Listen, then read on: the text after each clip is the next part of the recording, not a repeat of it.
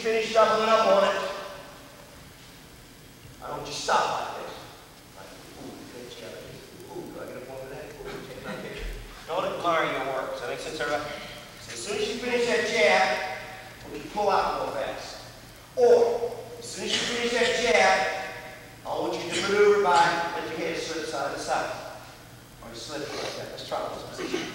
Slow motion, slow motion. Step in, double jab. 1, 2, pull out real fast. Pull out of there before he can answer your attack.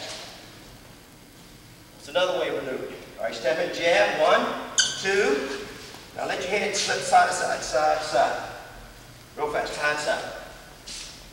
Now, let's go up this with this one. If he knows I've got a good counter, ground kick, and I got a good counter on left hook. After he throws that jab, which way is he going to slip first? He's going to slip into my hook, or is he going to slip away from it? Tell me. Slip away. He's going to slip away from it. Now, if he knows I've got a kind of a choppy right hand like this, okay, and if he knows I've got a good counter round kick off this rear leg, boom, this way. After he fires that jab, is he going to slip to this side into my power, or is he going to slip to the outside first? Which way? Outside. Away from it. So makes it simple. Makes it simple. We've got a procedure that we can subscribe to and endorse. It makes sense, everybody? Okay, position again. All right, this time, step in, fire, slip side to side, pull out real fast. Hands, I tried a couple times. Straight the jab out. Don't let the right hand ricochet. Just after fire. Or the target. Position's moving. Or the target. Position's moving. Or the target's moving. Notice my head is never stationary. Does that make sense, everybody? Can I put my hands in my pockets? Huh? Can I do this part itself? Hands down here protecting my hips. Did I have my hands there protecting my shoulders like these karate people? No one's going to hit me on the shoulders. No one's going to hit me on the hips. They're going to hit me in the head. So all the hands in front of the head. Does that make sense, right? Okay, these arms have a purpose.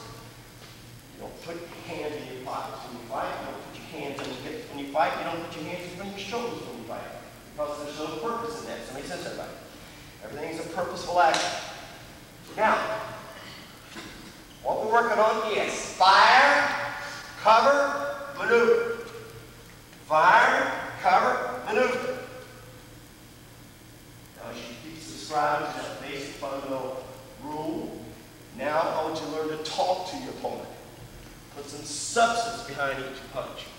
So maybe the first time I step in to smack my opponent, I'm just letting you know one thing. I can hit you. Next time I step in there to hit him, I'm letting him know, hey, I can hit you quickly before you can see it. Next time I step in there to hit him, say, not only can I hit you, not only can I hit you fast, but I can hit you twice. That makes sense. Talking to him. Now, not only can I hit you, not only can I hit you fast, not only can I hit you twice, but I can also make it sting a little bit. So the next time I step the jab in there, I'm telling him, I'll make it sting, sucker. Next time I step in there and touch it, hey, not only can I make it sting, but I'm going to make it burn. This time I'm going to blister your face with it. I'm going to put a big blister right between your eyes. So I put more substance around it. Everybody see what I'm saying? That's called my intent. Most people don't fire with any intention. They work strictly on speed and power, speed and power, speed and power. Substance. When you step in there to hit your opponent, you want to put your whole heart behind it. Make sense, everybody? Heart, heart, heart. How much heart do you have? When you step in there like you really mean it. Does that make sense? Now this time, if you really mean it, not only am I going to let you know, hey, I can hit you. I can hit you fast. I can make it sting. I can make it burn. This time, I'm going to make it hurt. Make it hurt. Because that's my intention, to hurt you. And my fist is going to tell you that, not my words. Then the next time, not only am I going to hurt you, but I'm going to sit you down. Got me? This is telling you, I'm going to sit you down. Boom! Does everybody see what I'm saying? But you got to cough it up from inside here. Does that make sense with everybody? Learn to shadow fight that way and communicate with you. Listen to you. Try. It doesn't hurt. Listen to me. Learn to do that. Communicate. Don't communicate through your punches and your kicks. You lack substance. You know why people lack substance? Because they have no fighting philosophy. Make sense, everybody? It's the highest knowledge of all. Fighting philosophy. They're active. Moving pattern. Keep the position moving. Holding pattern. Keep the head moving. Moving pattern. Move the position. Now, let's start the jab off. First jab, let him know you can hit him. Step in and boom. Now, let him know you hit him twice. Double up. Boom. You fire. Hit it. Double up again. This time, make sure you maneuver after you fire. Ready? Fire. Once you cover. After you cover, make sure you maneuver. Fire again. Time. Let him know you can blister his nose. Go for it. Time. Let him know you can really bang. Hurt it. Let's go. Come on. Step it out if you mean it. You can't hurt somebody if they don't mean it. Commitment. You know what emotional commitment means? Put your heart behind it. Now this time, set him down. Set him down. Let's go. Step in there and set him down. That's your intent. Put him down. Don't forget to maneuver every fire. Now, this time, I want you to move around, shadow fight, mixing your punches and kicks up, your combinations. Keep a nice, slow pace. Subscribing to these rules at all times. Cardinal rule number 1, always deny my opponent access to the target. Don't give him access. Come out, establish my defensive game plan first, which is don't get hit. Moving, moving. Now, after I fire, make sure I cover and maneuver. After I fire, make sure I cover and maneuver. Now I want to talk to him. I get you moving. Make it burn. You got boom! Is that what I mean? Let's see you talk to him now. Position. On your own. Establish your defensive game plan first. Nice. Very smart. You can tell I got a weird mind. I dreamed this stuff up.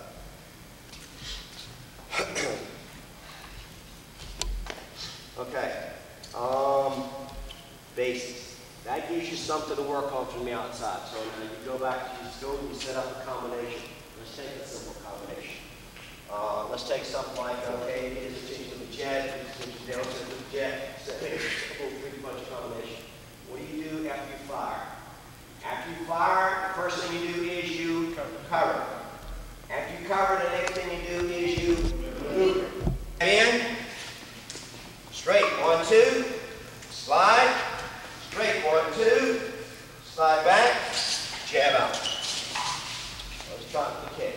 So punch, kick, set up a 3-punch combination. 1. Punch, kick, 1, 2. Ready? Jab, step in on the jab. Downstairs. 1, 2, back with a little hook. Slide over. 1, 2, slide back. Jab out. Work your way in. Jab, kick, 3-punch combination. 1, 2, 3. Slip, side to side. Break ground, fire, slip, break ground again, jab out. It's not complicated.